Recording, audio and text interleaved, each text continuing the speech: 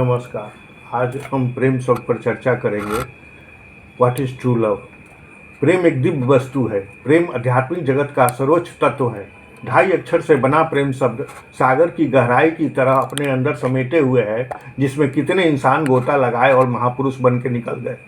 प्रेम की परिभाषा शब्दों में नहीं की जा सकती।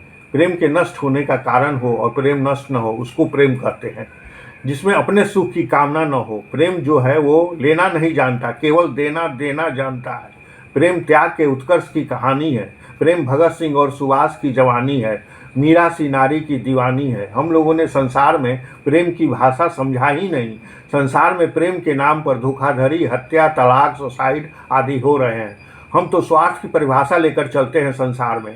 रामचरितमानस के किष्किंधा कांड के 678 पेज, उमा राम सम हित जग माही, गुरु पितु मातु बंधु प्रभु नाही, सुर नर मुनि सब के यह रीति, स्वार्थ लागी करही सब प्रीति। शंकर जी कह रहे हैं, हे पार्वती, जगत में श्री राम जी के समान हित करने वाला गुरु, पिता, माता, बंधु और स्वामी कोई नहीं है। देवता, मनुष्य, मुनि सबकी यह रीति है कि स्वार्थ के लिए ही सब प्रीति करते हैं। हम लोग अनादिकाल से अपने सुख की बात ही जानते हैं। वेदों का चैलेंज है। बृहदारण्यक उपनिषद 4 अध्याय का 5वां ब्राह्मण का 6वां मंत्र, कोई पिता किसी पुत्र के सुख के लिए प्यार नहीं करता। कोई पुत्र पिता के सुख के लिए काम नहीं करता। कोई स्त्री पति के सुख के लिए प्यार नहीं करती। कोई पति स्त्री के सुख के लिए सोच नहीं सकता। मुझे बस अपना सुख चाहिए, बाहर में जाए माँ बाप बेटा बीवी।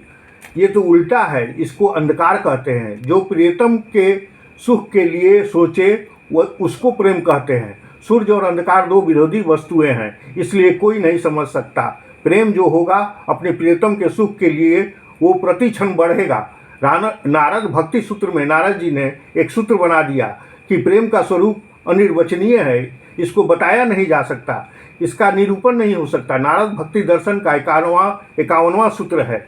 52वें सूत्र में कहते हैं, मुंह का स्वादनवत, जैसे गूंगा रसगुल्ला खाकर अब उसका स्वाद नहीं बता सकता, वगैर वाणी वाला भी हो तो भी वह नहीं बता सकता, क्योंकि जो अनुभव है वह अंतरात्मा का विषय है, वाणी का विषय है ही नहीं। इसलिए प्रेम का स्वरूप मुंह का स्वादनवत। 53वें सूत्र में नारद जी ने कहा, करोड़ों में किसी पात्र में ये प्रेम प्रकट होता है। 54वें सूत्र में उन्होंने कहा, पात्र के विषय में समझ लीजिए, गुण रहितम, कामना रहितम, अनुभव रूपम, प्रति क्षण वर्धमानम, अविच्छिन्नम, सूक्ष्मतरम। नारद जी ने एक और सूत्र बनाया, भक्ति प्रेम कामना युक्त नहीं होती।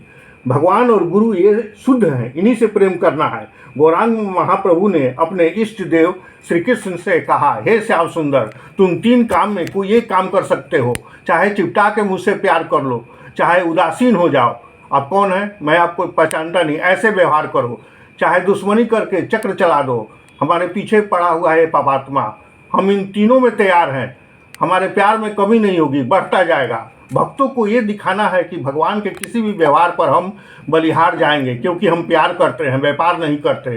संसार में व्यापार होता है, हम जितना करें तुम भी उतना करो, लेकिन भगवान के एरिया में प्यार करने चलो तो उनके व्यवहार को न देखो। गुरु भगवान का एक सिद्धांत है, अकाट है, फिलॉसफी है।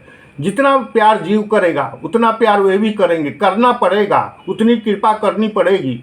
वेद ने यहाँ तक कहा है, तैतरीय उपनिषद 2री बल्ली का 4वां अनुवाद, 2री बल्ली का 9वां अनुवाद, ये ब्रह्मो उपनिषद में भी मंत्र है, सांडिल्य उपनिषद में भी है, सर्वो उपनिषद में है 20वां मंत्र।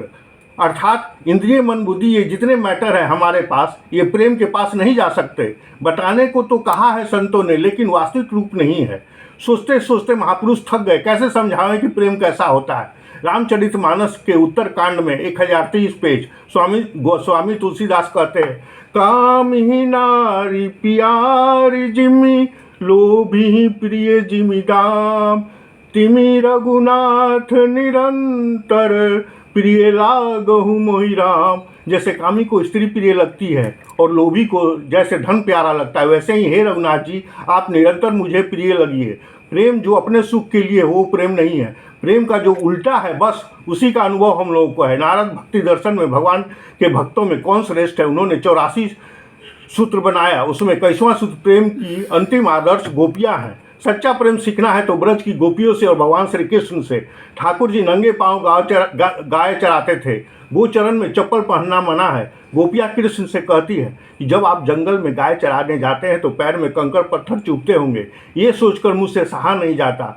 देखने तो मैं नहीं जाती, जब मैं बहुत व्याकुल हो जाती हूँ विरह में तो आपके चरणों के तलवों को लेकर अपने छाती से धीरे से लगाती हूँ, मेरे कठोर स्तन आपके कोमल चरणों में चुभ न जाए, इतना ध्यान रखती हूँ आपके सुख का। भागवत 10वें स्कंद के 31वें अध्याय का 19वां श्लोक। इसलिए भगवान को कहना पड़ा, हे गोपिया तुम्हारे समर्पण के ऋण से अनंत काल के उम्र पाकर भी ऊरी नहीं हो सकते। ये भागवत 10वें स्कंद के 32वें अध्याय का 22वां श्लोक। इसको कहते हैं गोपी प्रेम। भगवान के भगवत्ता को जीरो कर देती है। प्रेम के 4 भाव होते हैं, दास भाव, सख्य भाव, वात्सल्य भाव, माधुर्य भाव। माधुर्य भाव को सबसे ऊंचा माना गया है। जो चोरी चोरी प्यार करे वही माधुर्य भाव है। माधुर्य भाव में पूर्ण एकत्व और सर्व समर्पण है। इसमें न कोई पाबंदी है, न कोई नियम है, न कोई कानून। फल सबसे ऊंचा ईश्वर के प्रति समर्पण ही वास्तविक प्रेम है।